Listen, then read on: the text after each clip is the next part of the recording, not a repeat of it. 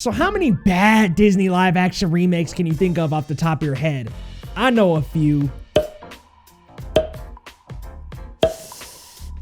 But I've got good news, guys. I've got a positive review here today for Cruella. But before we dive into that review, hook your boy up with that HBO special. Y'all know what that is? That's the Help a Brother Out special. Hit that subscribe button, ding that bell, and hit like on this video for videos on the latest in movies, TV shows, anime, with a little sprinkle of gaming in there as well, you all. My name is Leo Rydell. This is Geekly Goods, you guys, and y'all, I am so excited today to talk some Cruella. Cruella de Vil is a live-action prequel feature film following a young Cruella de Vil that tells her origin story, and it stars Emma Stone, Emma Thompson, Joel Fry, Paul Walter Hauser, and Mark Strong, and is directed by Craig Gillespie. Now, speaking of Strong, I want to start out with what works for Cruella.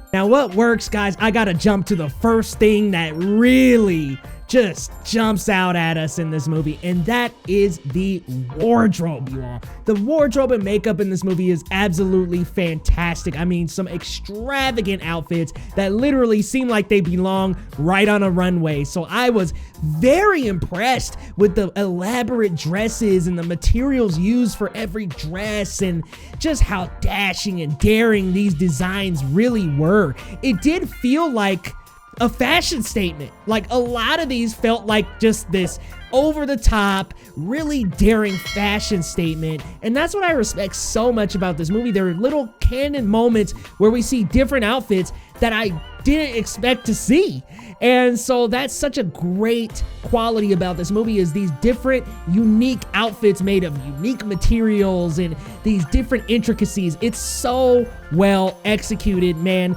Seriously, I don't know what else is coming out by the end of the year, so I can't judge right now, but this is easily a contender for the Oscars, guys. Next, I want to move on to the Emmas, y'all. Emma Stone and Emma Thompson. Man, they play off of each other so incredibly well.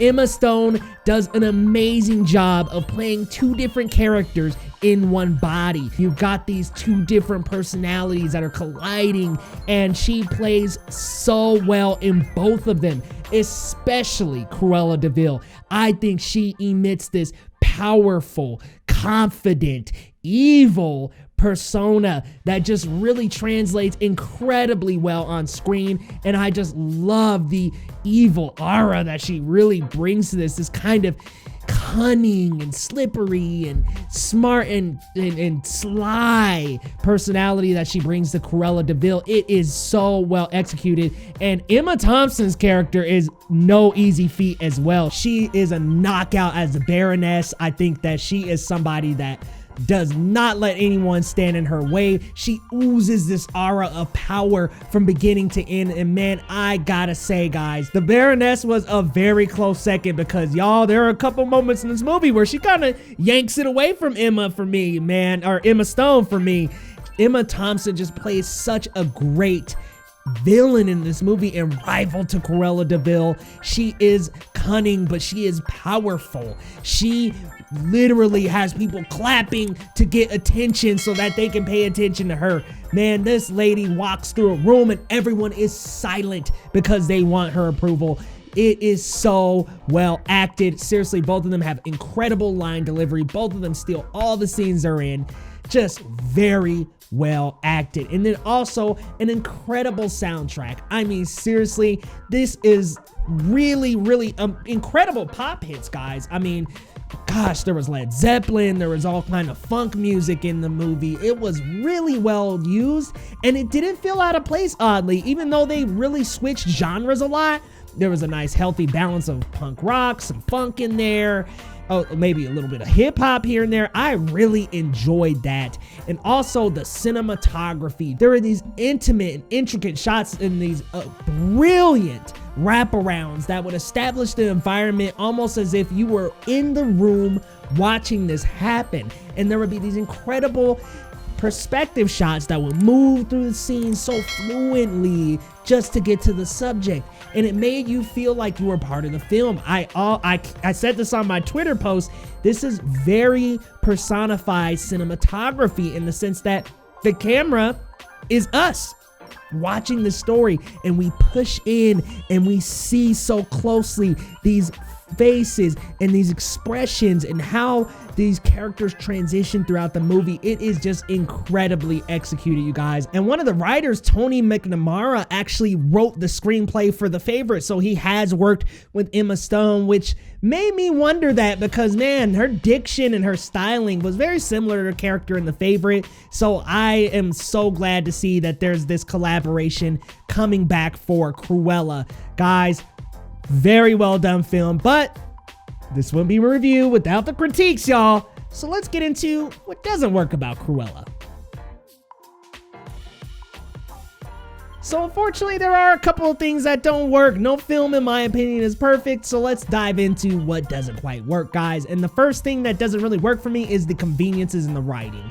There are some very convenient things that fall into place for Cruella that I thought, okay, an evil mastermind kind of has to earn some stuff, and to me it feels like a lot of things kind of conveniently fall into place for the story, and that after a certain point is like, okay, that's maybe just a little too convenient just to move the plot forward. We're gonna have this happen, this happen, this happen, and this happen just to move things forward, and it just felt oddly too convenient in certain areas, in my opinion. So that kind of hurt the writing a little bit. I would have liked a couple more twists and turns and a couple more roadblocks along the way. So that was probably my biggest issue.